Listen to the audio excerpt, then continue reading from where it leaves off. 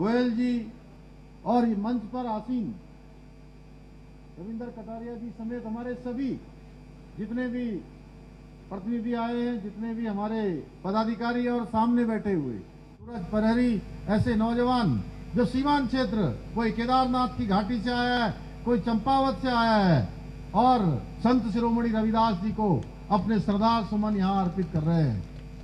हमारे जमदग्नि जी भी यहाँ हैं, हमारे अनेक दायित्वधारी, अनेक जो है यहाँ पर मेयर रुड़की से लेकर तमाम राकेश गिरी जी से लेकर सभी का मैं नाम लूं तो शोभाराम जी मुझे लगता है कि बहुत लंबा हो जाएगा।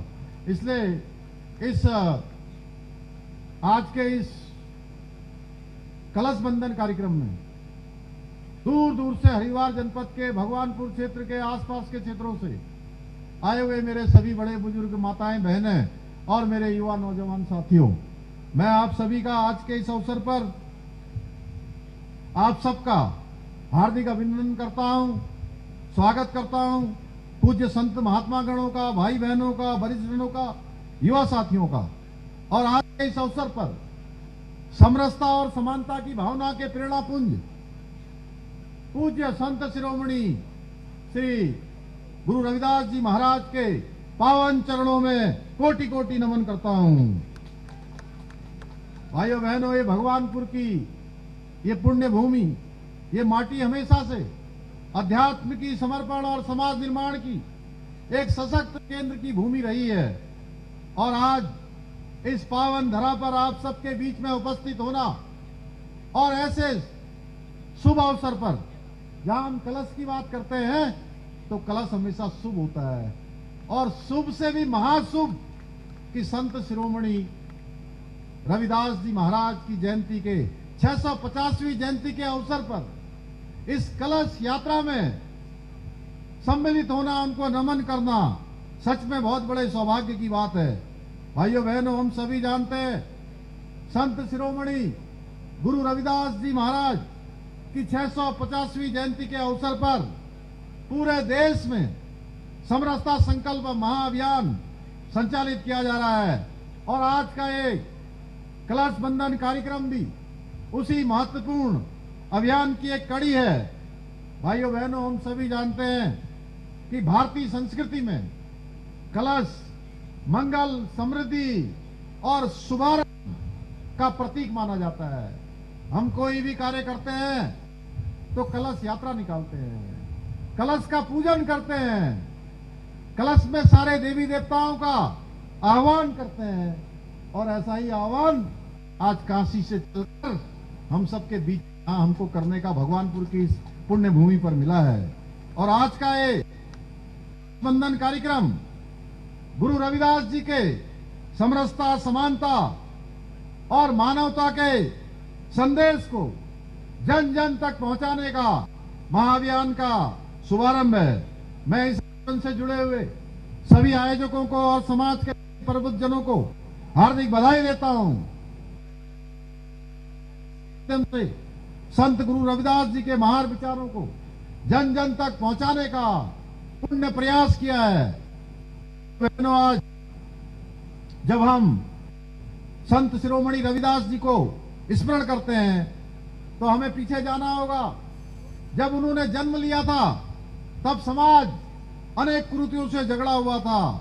ऐसे वक्त में उन्होंने मानवता का संदेश दिया, प्रेम का संदेश दिया, समानता का संदेश दिया और बताया कि कोई भी व्यक्ति जन्म से अपनी जाति से बड़ा नहीं होता है।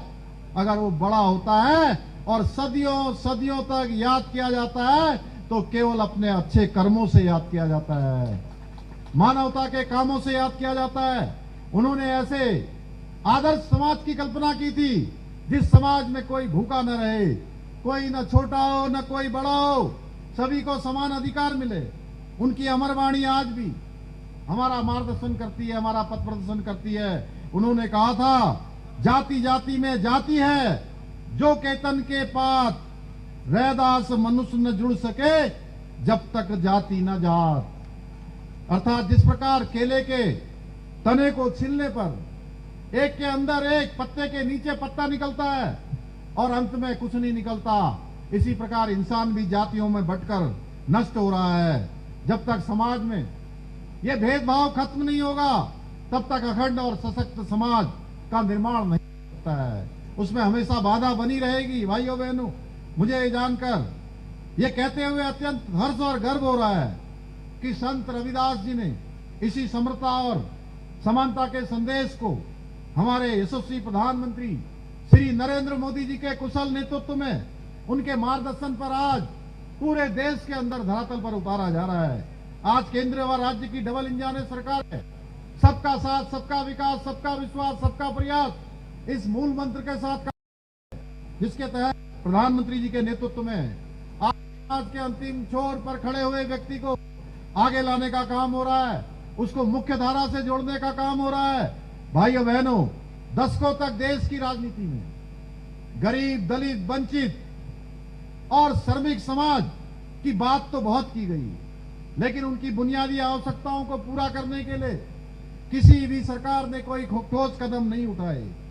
बरसों तक करोड़ों परिवार धुएं में खाना बनाने, खुले में शौच करने जैसी पीड़ा झेलते रहे, पानी की एक एक बूंद के लिए तरसते रहे, गंभीर बीमारी आने पर इलाज के लिए अपनी जमा पूंजी गंवाते रहे, अपने घर के